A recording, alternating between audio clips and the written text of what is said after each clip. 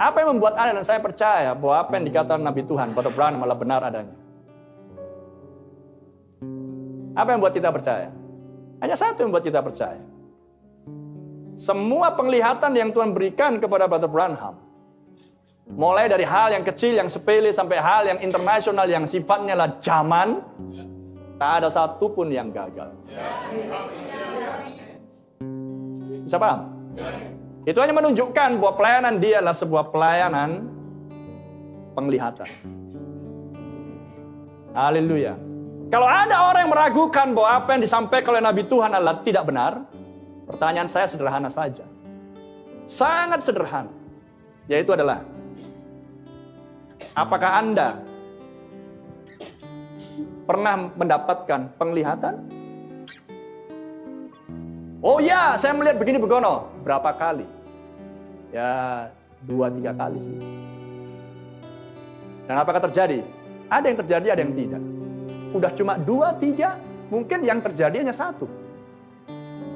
Maka sekarang, menurut Bapak, apalah artinya 7 guru? Dan Wahyu 1 dan Wahyu 6. Oh, kalau menurut aku begini, wah, mulai lantang bicaranya. Pertanyaan saya berikutnya adalah, Bapak aja nggak pernah melihat sesuatu. Berarti kan tafsiran Anda.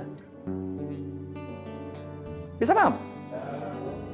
Apa yang membuat perempuan Samaria percaya bahwa Yesus adalah Mesias? Tahu bro? Yohanes pasal 4, tahu? Karena Yesus tahu masa lalu perempuan itu. Apa jawab si perempuan? Aku tahu engkau adalah Mesias. Engkau adalah Nabi. Siapa perempuan Samaria? Orang Samaria. Separuh Yahudi. Siapa Anda dan saya? Hah? Kafir. Gak pernah diajar tentang Yesus akan datang lagi. Oh, saya diajar. Ya, karena Anda sudah jadi Kristen dari sejak lahir. Atau mungkin jadi Kristen tahun lalu. Coba kalau Anda gak Kristen, pernah dengar Mesias akan datang lagi? Atau anak manusia akan tampil lagi? Boro-boro tahu yang seperti itu. Itu hanya menunjukkan bahwa non-Israel tidak akan pernah mengerti apapun tentang hal perihal anak Daud, anak manusia, anak Allah. Betul? Anak domba Allah. Tak tahu menahu. Apalagi berbicara pernikahan anak domba, istri anak domba, ngomong apa tolele. Hah? Karena ada Kristen yang bisa baca Alkitab, makanya tahu istilah-istilah itu. Tapi pertanyaan saya sekarang, apa yang membuat seseorang bisa percaya kepada Alkitab kalau hanya mendengar dari seorang penafsir? Bisa paham? Oh, menurut saya inilah ini. Pertanyaan saya muncul, Bapak melihat atau Bapak merenung sehingga memiliki pengertian seperti itu? Jawabannya pastilah hasil perenungan karena pewahyuan. Ada lagi yang lebih hebat, kayak orang-orang Jawa kuno dulu suka bertapa. Pendeta saya bertapa di sungai 40 hari, setelah itu dapat pewahyuan. Pertanyaannya, apakah pendetamu pernah melihat sebuah penglihatan akan apa yang dilihat oleh Daniel, Yeskiel, Yeremia, Yesaya, Yohanes? Jawabannya pasti tidak. Apakah pendetamu pernah bisa mengatakan kepada seseorang, sepeda motormu ada di jalan ini sekarang, tadi malam dicuri oleh maling? Pernah? Nggak akan ada pendeta yang bisa ngomong kayak gitu. Tapi apa kata Tuhan melalui nabinya? Ketika seseorang, sahabatnya, kehilangan mobil, Barbena mengajak, mari kita semua berdoa. Dan kemudian Barbena mengatakan, mobilmu ada di jalan ini sekarang. Pencuri itu tidak bisa melanjutkan karena kehabisan bahan bakar. Dan ketika dijumpai mobil itu di lokasi yang sudah ditunjuk, tepat di situ. Pernah ada pendeta yang ngomong kayak gitu? Saya aja nggak pernah kayak gitu. Makanya saya bukan nabi. Tapi saya nabi juga. Karena nabi artinya adalah pengkhotbah. Memiliki wawasan profetik. Tapi bukan jenis nabi yang seperti itu. Pelihat. Nah, sekarang pertanyaannya, apakah Anda mau percaya dengan seorang yang mengatakan, menurut aku ini artinya, menurut aku ini artinya? Nah, kalau Anda mudah percaya dengan seperti itu, Anda mudah sekali ditipu dan diperdaya. Ya. Karena kenapa? Dia ngomong seperti itu tidak memiliki fondasi. Oh, tapi kan Roh Kudus pengajarku. Ya kalau udah Roh Kudus pengajarmu terus bisa seenaknya mengartikan firman Tuhan. Tidak bisa. Tapi pelihat, dia punya fondasi. Karena dia melihat, Tuhan berikan penglihatan. Bukan 2-3 kali. Di sepanjang hidupnya dari sejak mulai ia kecil sampai menjelang kematiannya, penglihatan terus datang. Lihat Samuel, nabi itu duduk di Rama dan berkata kepada seorang yang kehilangan keledainya, "Keledaimu di sana, aku mendengar suaranya di sana." Tepat seperti lokasi yang ditunjuk, demikianlah posisi keledai itu. Dan bahkan sesudah dia mati dan dipanggil oleh perempuan tenung Endor, dia tetap bernubuat, "Besok kamu akan bersama-sama dengan aku, Saul."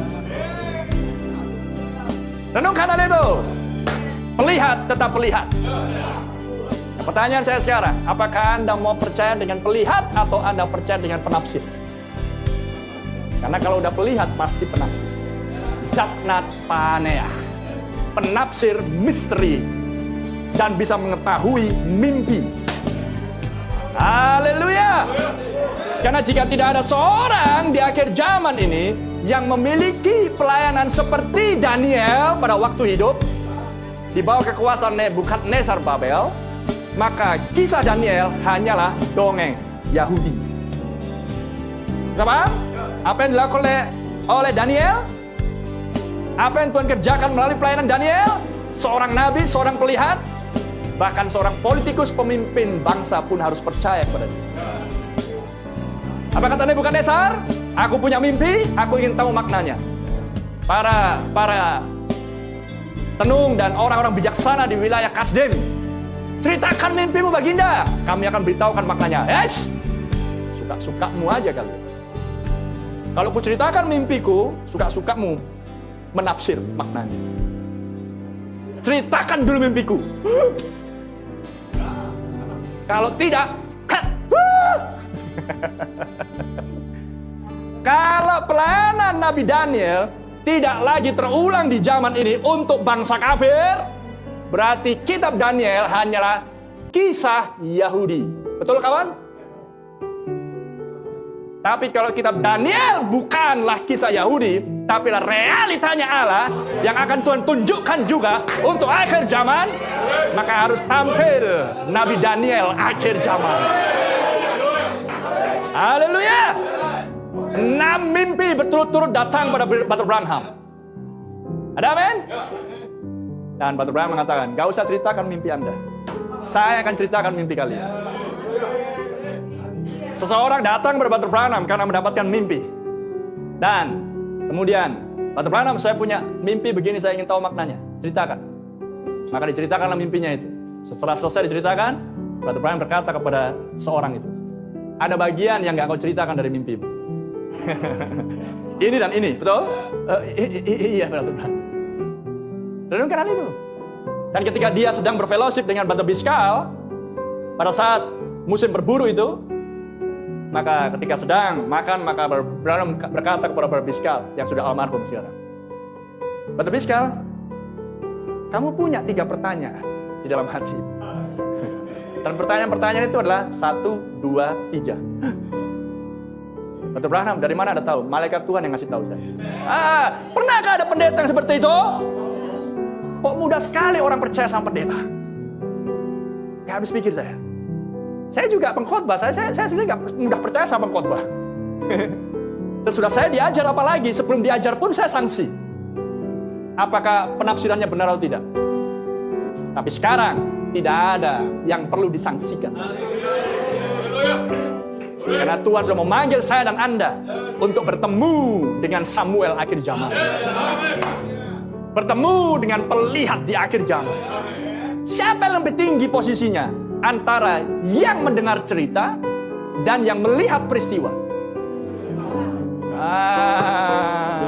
Kalau Anda lebih suka yang mendengar cerita, memang Anda suka dengan gosip. Dan gosip adalah spirit seperti kanker. Tapi kalau Anda percaya dengan cerita seorang pelihat, saksi mata, itulah yang benar. Dan puji Tuhan, saksi mata itu bukan hanya Brother Branham, tetapi mempelai wanita juga harus menjadi saksi yang sejati. Roh akan bersama-sama dengan kamu bersaksi tentang aku.